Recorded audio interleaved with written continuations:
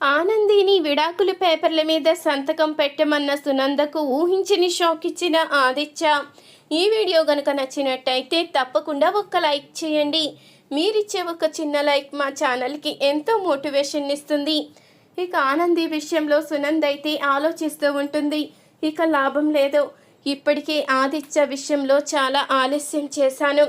ఈరోజు పురుషోత్తమ గారు ఆనందికి ఆదిత్యకి పెళ్లి చేయాలని ఎలా అయితే అడిగారో రేపన్న రోజు ఎవరో ఒకరు అడిగే అవకాశం ఉంటుంది. ఆదిత్య మనసు మారే అవకాశం కూడా ఉంటుంది.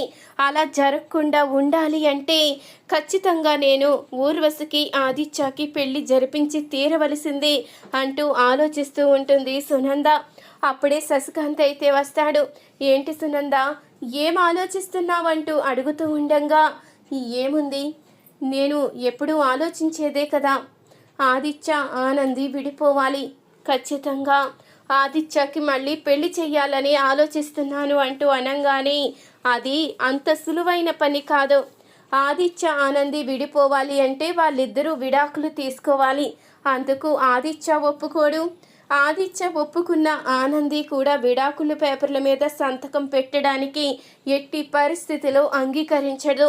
ఎందుకంటే ఆదిత్య అంటే తనకు ప్రాణం. అలాంటి వాడిని ఎలా వదిలేసుకుంటుంది అనుకున్నావో, ఎట్టి పరిస్థితిలో కూడా దూరం చేసుకోవడానికి ఒప్పుకోదు అంటూ అనంగానే నేను ఒప్పిస్తాను. ఆదిత్య అయితే నా మాట జవదాటడు. నేను ఏది చెప్తే అదే చేస్తాడు. అప్పుడు ఇక ఆనంది కూడా ఖచ్చితంగా సంతకం పెట్టే తీరుతుంది. ఎందుకంటే తన భర్తే తనని వద్దు అనుకున్నప్పుడు ఏ ఆడది మాత్రం ఇంకా కలిసి ఉండాలని కోరుకుంటుంది? కోరుకోదు కదా. నేను కూడా ఇప్పుడు అలాగే చెయ్యబోతున్నాను. ఆనంది ఇంటి కోడలుగా ఉండే అర్హత లేదు. అలాంటి తనని ఇక్కడే ఉండిస్తూ ఈ ఇంటి కోడలుగా తన పేరు ఇంకా మోగుతూ ఉంటే నేను సహించలేను అంటూ సునంద అయితే చెప్తూ ఉంటుంది. నువ్వు చాలా పెద్ద తప్పు చేస్తున్నావు సునంద. ఒక్కసారి ఆలోచించు. నీ పంతంతో అందమైన జీవితాన్ని నాశనం చేయాలని చూస్తున్నావు. ఎంతో అన్యోన్యంగా ఉన్న జంటని నీ కారణంగా విడదీయాలని చూస్తున్నావు. ఒక్కసారి ఆలోచించు అంటూ ఇక శశికాంత్ అయితే చెప్తూ ఉంటాడు. లేదు, నేను అన్నీ ఆలోచించే ఈ నిర్ణయం తీసుకున్నాను. ఏది మంచో ఏది చెడో అన్నీ నాకు తెలుసు కదా. తెలిసినప్పుడు నేనెందుకిక నా నిర్ణయాన్ని వెనక్కి తీసుకోవాలి? ఆదిత్య జీవితం బాగుండాలని నేను ఎప్పుడూ కోరుకుంటాను. వాడి జీవితం గురించి నేను ఎంత దూరమైనా వెళ్తాను అంటూ సునంద్ అయితే చెప్పి వెళ్ళిపోతుంది. అప్పుడు ఇక శశికాంత్ అయితే అంటూ ఉంటాడు, నువ్వు చేస్తున్న తప్పు ఖచ్చితంగా ఏదో ఒక రోజు నువ్వు తెలుసుకుని తీరుతావు సునంద. నీకు నీ తప్పేంటో అర్థమయ్యేసరికి ఎలాంటి పరిస్థితులు వస్తాయో నాకు అర్థం కావడం లేదు అంటూ శశికాంత్ అయితే అనుకుంటూ ఉంటాడు. ఇంతలో ఇక సునంద్ అయితే డైవర్స్ పేపర్స్ అయితే తెప్పిస్తుంది. అప్పుడే ఇక ఆదిత్య దగ్గరికి పట్టుకెళ్ళబోతూ ఉండగా ఇంతలో జీవనైతే అడ్డుకుంటుంది. అత్తయ్యగారు, ఇప్పుడు మీరివి బావగారి దగ్గరికి పట్టుకుని వెళ్తే ఎట్టి పరిస్థితిలో కూడా సంతకం పెట్టరు. మీ గురించి ఆనందిని దూరం చేసుకున్నారే తప్ప ఆయన మనసులో ఇంకా ఆనందికి చోటుంది.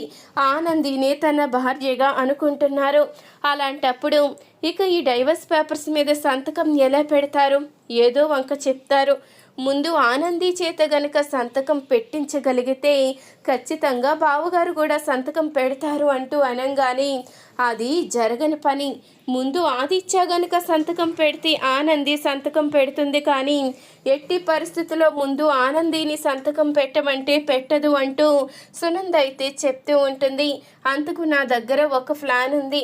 మీరు బావగారి దగ్గరికి ఖాళీ నోటు తీసుకువెళ్ళి దాని మీద నీ సంతకం కావాలి ఆఫీస్కి సంబంధించి అంటూ అనంగానే ఖచ్చితంగా మీరు తీసుకువెళ్ళారు కాబట్టి ఆ పేపర్స్లో ఏముందో కూడా బావగారు చదవరు. దాని మీద సంతకం పెట్టేస్తారు.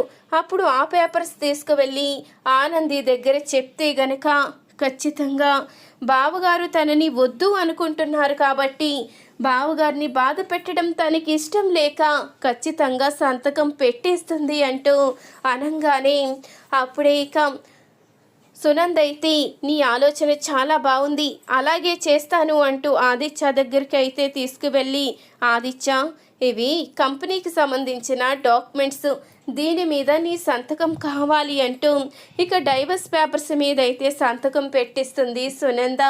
ఇక అవి తీసుకుని ఆనంది దగ్గరికి అయితే వెళ్తుంది. ఇక ఆనంది అయితే సునందని చూసి, రండి మేడం లోపలికి రండి అంటూ అనగానే, ఇప్పుడు మేడంగా రాలేదు, నా కొడుక్కి తల్లిగా వచ్చాను, నేను కొన్ని నిర్ణయాలు తీసుకున్నాను, అవి అమలు చేయడానికి వచ్చాను అంటూ అనగానే, ఏంటో చెప్పండి అంటూ ఇక అడుగుతూ ఉంటుంది ఆనంది అయితే. ఏముంది, డైవర్స్ పేపర్స్ తీసుకువచ్చాను, దీని మీద నువ్వు సంతకం పెట్టాలి అంటూ అనగానే, నేనా ఎట్టి పరిస్థితిలో కూడా సంతకం పెట్టను అంటూ ఆనంది అయితే చెప్తూ ఉంటుంది. నువ్వు సంతకం పెట్టకపోతే ఎలా కుదురుతుంది, ఆదిత్య ఎప్పుడో సంతకం పెట్టాడు, నీ మొహం చూడడం కూడా ఇష్టం లేదని ఎప్పుడో చెప్పాడు, కావాలంటే ఈ పేపర్ల మీద సంతకం చూడు అంటూ సునంద అయితే చెప్తూ ఉంటుంది.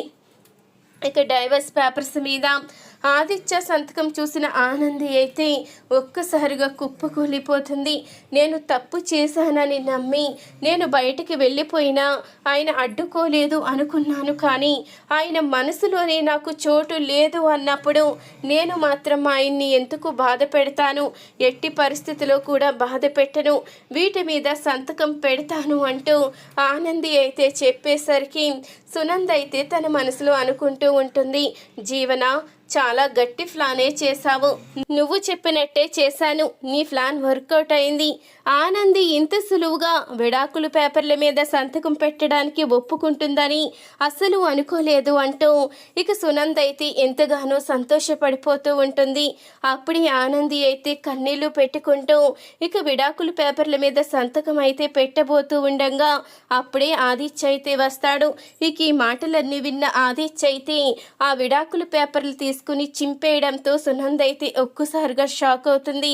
ఆదిత్య ఏం చేస్తున్నావంటూ అడుగుతూ ఉండగా, నువ్వు కూడా నన్ను ఇంత మోసం చేస్తావని అనుకోలేదు, నా దగ్గర కంపెనీకి సంబంధించిన పేపర్స్ అని చెప్పి సంతకం పెట్టించుకున్నావు, ఇక్కడికి వచ్చి నా ఇష్టపూర్వకంగానే నీకు విడాకులు ఇస్తున్నాడు అంటూ చెప్పి ఎంత మోసం చేస్తున్నావు, అసలు నేను ఆనందికి విడాకులు ఇస్తాను అని నీతో చెప్పలేదు కదా మమ్మీ, నువ్వు ఇంతకు ముందు అడిగినప్పుడే నేను నా నిర్ణయం చెప్పాను, నీ కారణంగా నువ్వు బాధపడకూడదు అన్న ఒకే ఒక్క కారణంగా ఆనందిని దూరం చేసుకున్నాను, కానీ నా మనసులోంచి మాత్రం తనని దూరం చేసుకోలేను అని చెప్పాను, నువ్వు మళ్ళీ పెళ్ళి అని చెప్పినప్పుడే నా జీవితంలో ఆనందికి తప్ప వేరొకరికి చోటు లేదని కూడా చెప్పాను, ఇంత చెప్పిన తర్వాత నువ్వు నాకు తెలియకుండా సంతకం పెట్టించుకువచ్చి ఇక్కడేమో ఆదిత్య సంతకం పెట్టాడు,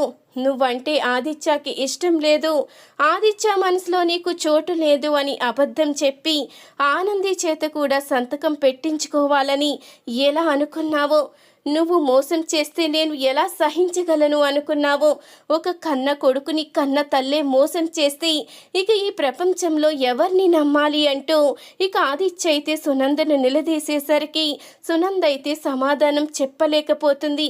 ఏంటి మీరు అనేది, మీరు విడాకుల పేపర్ల మీద సంతకం పెట్టలేదా అంటూ అడుగుతూ ఉండగా, లేదు, నేను నీకు విడాకులు ఇవ్వాలని అనుకోలేదు, అలాంటప్పుడు ఎలా సంతకం పెడతాను, నువ్వు గనుక ఆ రోజు ఆ తప్పు చేసుండకపోతే ఈరోజు మన జీవితాలు ఇలా ఉండేవే కాదు, నేను నిన్ను ప్రాణంగా ప్రేమించాను, అలాంటప్పుడు నిన్ను ఎలా దూరం చేసుకుంటాను అనుకున్నావు, అలాగని నా తల్లి బాధపడుతూ ఉంటే నిన్ను ఇంటికి కూడా తీసుకువెళ్ళలేను, అందుకే నీకు అవకాశం ఇచ్చాను, నువ్వు ఏ తప్పు చెయ్యలేదని నిరూపించుకుంటే నేను నీకు క్షమాపణ చెప్పి నేనే దగ్గరుండి ఇంటికి తీసుకువెళ్తాను అని, నువ్వేమో ఇప్పటి వరకు ఏం నిరూపించుకోకపోగా ఇంకా నేను బాధపడేలా చేస్తున్నావు అంటూ ఆదిత్య అనేసరికి, ఇప్పుడు చెప్తున్నానండి, మీ మనసులో నా మీద ఇంత ప్రేమ ఉందని తెలిసినప్పుడు నేనెందుకు మిమ్మల్ని దూరం చేసుకుంటాను, ఖచ్చితంగా నా తప్పు లేదని నిరూపించుకుంటాను,